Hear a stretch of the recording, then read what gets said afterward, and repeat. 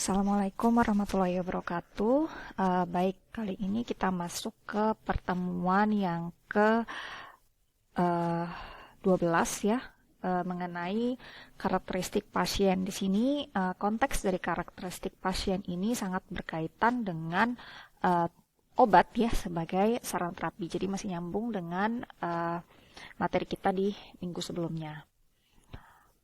Oke, karakteristik pasien secara umum yang akan kita bahas di sini nanti adalah pasien dari aspek administratif, farmaseutik dan juga klinis yang sesuai dengan pada saat memberikan pelayanan kefarmasian ya, ada aspek yang harus ditinjau, tapi ini melekat pada diri si pasien. Oke, dari sisi aspek administratif, jadi hal-hal yang berkaitan dengan administratif pasien itu tentunya ada nama pasien di situ ya. Nama pasien ini apakah dia menggunakan honorific dia nona, nyonya, anak dan sebagainya ya. Dan itu tergantung dengan umur pasien. Umur pasien pun nanti bisa dikategorikan lagi apakah dia masih anak-anak, balita, kemudian atau bayi atau dewasa dan sebagainya ya. Kemudian untuk jenis kelamin pasien ya tentunya sudah jelas ya, laki-laki atau perempuan. Kemudian berat badan ya, apakah pasien tersebut obesitas atau tidak, karena memang akan ada sedikit perbedaan dari penentuan dosis ya. Kemudian luas permukaan tubuh ya, alamat pasien dan juga nomor telepon. Ini adalah aspek-aspek administratif dari si pasien.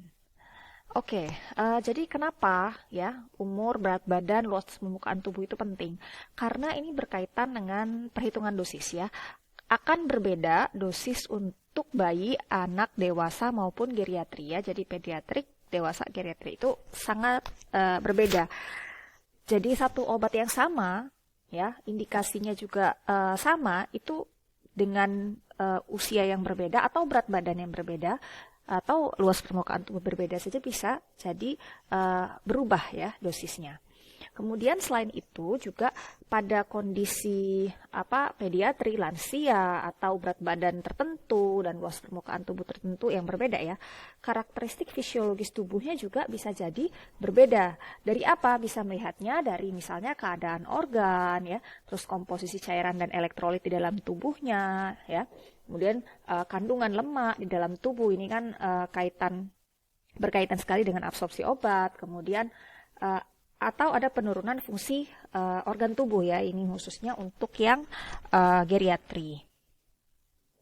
Nah, kita masuk ke dalam dosis pediatrik dulu. Jadi kondisi prematur ya atau baru lahir dan juga bayi ya, sudah lahir tapi masih bayi, itu organnya belum sempurna.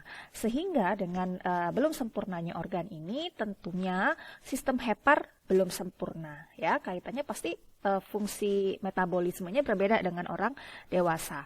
Kemudian filtrasi glomerulus pada ginjal juga kurang sempurna, sehingga gimana reabsorpsinya juga bisa jadi lebih rendah dibandingkan dengan orang dewasa. Kemudian koordinasi SSP dan sistem saraf otonom itu juga belum sempurna ya. Dan juga kebutuhan kadar air pada bayi itu lebih besar dari orang dewasa. Ini kaitannya lagi dengan distribusi dan juga kelarutan ya. Kelarutan dari obat tersebut. Nah, apa sih yang menyebabkan perbedaan respon ya? Jadi yang pertama adanya pola ADME ya. Mungkin ada yang pernah mendengar sedikit-sedikit, ini kalian juga mempelajari nanti secara lebih rinci di semester yang lebih tinggi ya, di farmakokinetik, di mana ada perbedaan dari sisi absorpsi, distribusi, metabolisme, dan ekskresi. Perbedaan absorpsi ini itu bisa jadi karena perbedaan kepadatan sel antara pediatrik dengan orang dewasa ya, atau perbedaan sekresi asam lambung dan sebagainya ya, karena kita tahu kalau misalnya selnya itu berbeda kepadatannya, permeabilitasnya tentu berbeda ya, kaitannya dengan absorpsi tadi ya. Kemudian kalau sekresi asam lambung ini, kalau pada bayi kan asam lambungnya itu belum banyak ya diproduksi, sehingga pH lambungnya itu cenderung basah ya. Kalau dia pH-nya basah, waktu pengosongan lambungnya lebih lama dibandingkan dengan orang dewasa. Sehingga apa? Ngaruhnya ya di absorpsi obatnya itu tadi. Karena memang bagaimanapun juga asam lambung itu berperan dalam absorpsi obat. Kemudian dari sisi distribusi ya, jadi perbedaan distribusi ini terjadi karena kalau pada pediatri ya, pada bayi itu persentase cairan ekstrasel dan cairan tubuh totalnya itu lebih tinggi. Jadi semakin dia dewasa, nanti cairan ekstraselnya itu akan semakin menurun ya. Nah, ketika persentase cairan ekstraselnya itu lebih banyak, tentunya sangat berkaitan dengan volume distribusi ya. Jadi obat yang larut dalam air itu nanti terdistribusi lebih banyak di dalam tubuh si bayi seperti itu ya, dan sebagainya. Kemudian dari sisi metabolisme gitu ya. Jadi kalau dari sisi metabolisme ini tentu ada perubahan karena memang proses enzimatiknya belum sempurna ya. Kita tahu enzim itu banyak membantu reaksi dalam tubuh, bisa menjadi katalis dan sebagainya. Kalau prosesnya itu belum sempurna, tentu metabolismenya juga bisa jadi tidak sempurna, begitu ya. Dan juga dari sisi ekskresi ya, glomerulus dan tubulus ginjalnya itu belum sempurna ya. Sehingga proses reabsorpsi dan proses ekskresinya tadi itu tidak maksimal. Kemudian ada juga dari sisi perbedaan sensitivitas intrinsik reseptor terhadap obat. Jadi obat itu bisa jadi tidak bisa masuk ke dalam reseptor atau jumlah obatnya menjadi kadarnya lebih banyak di dalam darah karena tidak berkaitan dengan reseptor. Ini untuk obat-obat yang berkaitan dengan lemak misalnya. Nah, kemudian ada juga kondisi redistribusi sel endogen. Ini yang menyebabkan adanya perbedaan respon. Nah, kalau kita lihat dari perhitungan dosis, mungkin kalian sudah dapat ya pada saat farmasetik juga, kalau dosis anak itu pada saat praktikum bagaimana ya. Jadi kalau berdasarkan usia itu ada beberapa rumus ya yang digunakan. Untuk rumus anak di bawah 8 tahun itu biasanya menggunakan rumus Young ya. Rumus Young ini dosisnya ini dihitung dari berapa usia anak itu. Misalnya kalau 5 tahun ya 5/5 tambah 12 dikalikan dengan dosis dewasa. Jadi dosis dari obat tersebut itu dosisnya berapa untuk orang dewasa dikonversi untuk anak di bawah 8 tahun menggunakan rumus ini. Begitupun untuk rumus Fred dan rumus Dilling. Kalau rumus Dilling ini untuk anak di atas 8 tahun ya. Jadi dia N tahun dibagi 20 dikali dosis dewasa. Ada juga rumus lain ya, rumus Cowling. Itu berbeda pembaginya saja. Kalau Gaubius itu menggunakan konversi dari usia 0 sampai 1 tahun, 1 sampai 2 dan sebagainya ya. Dewasa dianggap dosis dewasa itu usianya 21 sampai 60. Kemudian ada rumus Bastedo, ini pembaginya 30 ya. Oke, kemudian untuk perhitungan dosis berdasarkan bobot badan, ini cara menghitungnya juga bervariasi ya. Kalau tadi itu berdasarkan usia, kalau ini berdasarkan bobot badan ya. Jadi ada rumus Clark, ini biasanya digunakan di Amerika ya, karena memang di Amerika itu untuk berat badan satuannya menggunakan pound begitu ya. Jadi perhitungannya seperti ini. Kemudian ada rumus, ini gimana bahasa pronunciation-nya, mungkin bisa dikoreksi ya, Tremikvia itu dari Jerman. Kemudian rumus Black dari Belanda. Nah, Indonesia biasanya mengikuti yang ini ya, rumus Black, karena di Indonesia rata-rata bobot orang dewasa itu dinyatakan 62 kg. Jadi ini yang umumnya digunakan. Oke, kemudian selain berdasarkan berat badan dan juga usia, ada perhitungan dosis juga yang berdasarkan luas permukaan tubuh ya. Jadi kalau kita mau melihat luas permukaan tubuh ya, mau mengetahui ya permukaan tubuh seseorang, itu bisa dihitung dengan rumus ini ya. Jadi BSA ini body surface area, itu akar dari tinggi badan dikalikan dengan berat badan dibagi dengan 3.600 ya.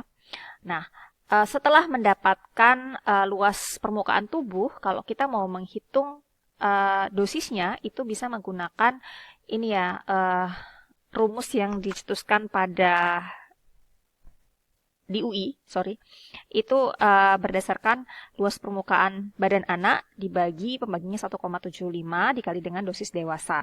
Atau rumus Katsel, luas permukaan badan anak dibagi dengan luas permukaan tubuh dewasa dikalikan dengan dosis dewasa. Nah, luas permukaan tubuh dewasa ini ya hitungannya tadi ya berdasarkan tinggi badan rata-rata dikalikan dengan berat badan rata-rata dan sebagainya. Nah, akan tetapi ada yang harus diperhatikan pada saat menghitung dosis atau menentukan dosis ya. Yang pertama, perbandingan usia itu sebenarnya kurang tepat. Bisa jadi umurnya itu sama, tetapi berat badan dan luas permukaan tubuhnya itu bisa berbeda. Ya, jadi memang mungkin sama-sama usianya 5 tahun gitu ya, tetapi yang satu berat badannya, bobot badannya lebih besar dibandingkan dengan yang lain. Otomatis luas permukaan tubuhnya juga bisa berbeda begitu ya. Jadi kalau dikatakan perhitungan usia ini bisa dipakai, bisa juga kurang tepat. Jadi sangat kapan menggunakan perhitungannya itu sangat tergantung dengan konteks dari kondisi si pasien dan juga dari obat yang akan diberikan, ya, seperti itu. Kemudian perbandingan berat badan anak dan dewasa itu tidak berlaku untuk semua obat.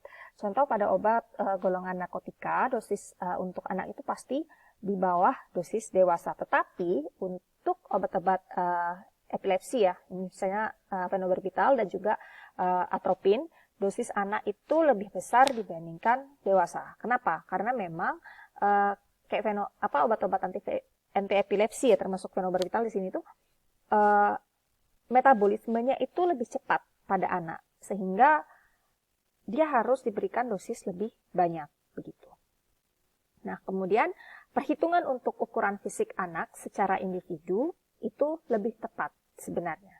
Ya, jadi ukuran fisik ini bisa berat badan, bisa juga luas permukaan tubuh. Tapi yang memang paling bagus itu adalah luas permukaan tubuh. Namun, hitungan luas permukaan tubuh yang akurat itu lebih sulit dilakukan, ya, karena pembandingnya itu kan bervariasi juga, ya, pembandingnya yang luas tubuh, permukaan tubuh dewasa, atau memang secara general agak lama prosesnya untuk menghitung luas permukaan tubuh ketika misalnya alat-alat di tempat itu tidak memadai atau waktunya kurang untuk menentukan dosis, ya.